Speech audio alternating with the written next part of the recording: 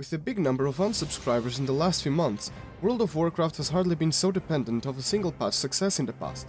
From what the public test realm already contains, Tanaan Jungle is a serious candidate to a top spot in the greatest zones in the game so far. Having a similar concept to the Timeless Isle back in Mists of Pandaria, this fel-infused territory is a great place to boost your item level in order to be ready to the upcoming challenges. In this video, I am going to name a few ideas you should keep in mind in order to prepare to attack the Iron Horde when patch 6.2 goes live. Hello guys, and welcome to another The Broadcast video. Joining me today I have my friend Arya, who is Dawn's PTR tester. Hopefully we will be helping you to prepare accordingly for patch 6.2.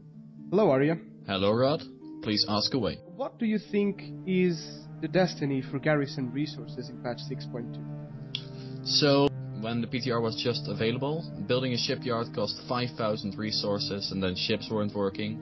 And then for each ship you wished to build, you needed 300 additional resources. So at start it looked like you'd need to save up a lot of resources before patch 6.2. However, as of currently, it's only 150 resources to actually build your shipyard, which is very likely also a placeholder.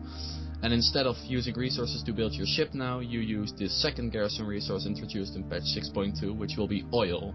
Oil is basically your garrison resource for your shipyard and is used to send ships on missions and currently also build ships.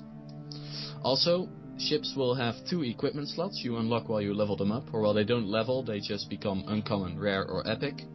And these equipment slots are basically the traits for your ship. Each piece of equipment costs 50 garrison resources currently, so for that you'd also need a few. Blizzard has said in the past they don't want the garrisons to be mandatory. Yeah. Now, stacking garrison resources will make them mandatory necessarily. I don't think that will happen in the future. However, I see this as if Blizzard actually made such an investment in garrisons, I'm pretty sure the PTR values are just a benchmark for now, and they will be higher. What about the raiding part? I've seen quite a few interesting additions, like the 650 rares. Looking for raid also seems a bit more interesting and spiced up than Blackrock Foundry and Highmore. Even so, do you think progress will be easier, more difficult? How do you see the Mythic run, for instance? Bosses on the PTR are generally made unkillable, like given a real lot of health that it's almost impossible for you to down them before they hit Enrage.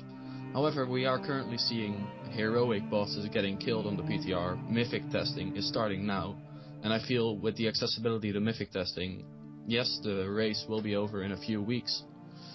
As for the catch-up mechanics in terms of gear, I feel it's actually a great addition. It will definitely be very alt-friendly to get access to at least LFR difficulty in Hellfire Citadel, and I feel that's great. I think 650 is a good item level to set as a requirement for LFR, and being able to get that gear from garrison campaigns and rares around Tanaan Jungle seems like a good way to do it. I feel Blizzard did well on that part, so props to them. Yeah. Don't you think we can be looking at another Timeless Isle situation, where basically people who went there and upgraded the items were at higher item levels than some people that had characters before and were just unlucky with drops? Yes, there will be high eye level or relatively high eye level gear attainable for very little effort. Bad gear with a high item level, which is the same with the Tanaan Jungle drops. It's not really good gear, it's just an incentive for people to get access to LFR and to start gearing themselves for higher difficulty. Of course, in order to start raiding, you first need to basically take some time to see what changes in your class. I've seen quite a few interesting changes. I must admit, I'm really hyped to see how the meters change comparatively to 6.1. Well then, since I'm going to take Hellfire Citadel as an example here, since we're talking about meters, I do not have a guild that is completely on the PTR, so all of Hellfire Citadel testing I have done is with pugs. However, from what I have seen, the decent people, mages, seem to still be on top, and while I play a brewmaster myself, lots of people are screaming murder due to the changes. Really, we do get a different style of play. However, we have definitely not become weaker. We just do a little bit less damage, but that's fine. The tanks indeed are all on a very good level right now. I feel Guardian Druids may be a little bit overtuned at the moment, however, nothing major. I feel the class changes are very, very good. You can look up the class changes on the Battle.net website. Basically, there's a PTR patch note list, which gets updated every week, I believe. And I think every class is getting changes for the better, and I don't think anyone is getting unfairly nerfed or buffed. It seems also that people are complaining quite a bit in regards to the nerfs, but we need to keep in mind that they need to be taken into account with the item set bonuses from the new tier 18.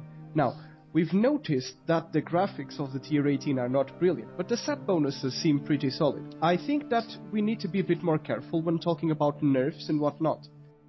Now, what about the legendary ring? I have seen quite a lot about it, and it seems interesting. However, the fact that the proc is a raid-wide thing kind of concerns me. Also, it may seem that for the first few months of gathering, it will be hard to actually get the items required for the ring. I'm not too fond of this model, because ever since vanilla, pretty much Blizzard's policy on legendaries was to actually give you an advantage over somebody else. And now it is, of course, giving your raid an advantage. Yes, I feel the ring will be extremely bad in a PvP scenario, and it's definitely PvE based, but I feel that's a fair reward, since all you need to do for the ring is farm PvE raids. As for the raid-wide proc, I agree with you, I'm not too fond of the model itself.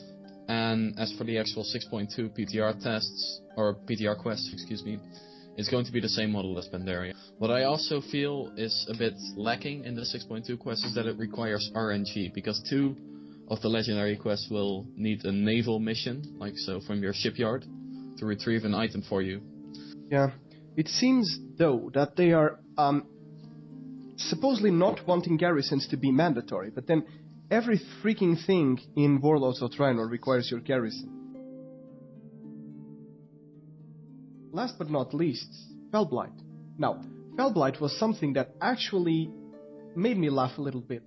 Simply because everybody was so happy about Felbloods. Felbloods are the same as Savage Bloods, but for Tanaan Jungle. Yes. Now Feltlight is something like, please go get mining again, go get herbalism again, or please skin again. And it's quite a step back, and it's actually groundbreaking again, because if you don't want to fish, surely don't want to fish, you actually need to get your character or an alt with it. What do you think about this? I feel Feltlight has 2 different purposes. First of all, Feltlight is of course, most obviously, a reason for people to get gathering professions again and give gatherers a fair chance at making a good amount of profit again with the current market. In addition, with the recent bot ban wave that Blizzard has done, prices have skyrocketed for mats, so I think Patch 6.2 will look sunny for people with gathering professions. However, when Blizzard said they were going to bring back the social aspect of WoW by removing the ability to fly in World of Draenor, making the world feel more populated, they messed up by bottlenecking everyone into their garrison and giving them everything they could possibly want within their garrison, which was very little reason for players to leave. And I think patch 6.2 will do a great job, and I feel it's looking very sunny so far. Yeah, I quite agree in the last sentence you said. Okay, Arya, thanks for joining us, and thanks for giving out your opinions on the PTR. It's been quite enlightening for me as well, and I hope it's going to be quite enlightening for everybody that listens to this video. There are certainly PTR features we must have missed, but this is all we have time for in this video. If you enjoyed this talk, you can hit the subscribe button to my channel to help me create more content like this in the future. Feel free to like or dislike the video based on your own opinion. If there is a 6.2 feature you'd like to add, feel free to write it in the comments below. Thank you all for watching, until we meet again.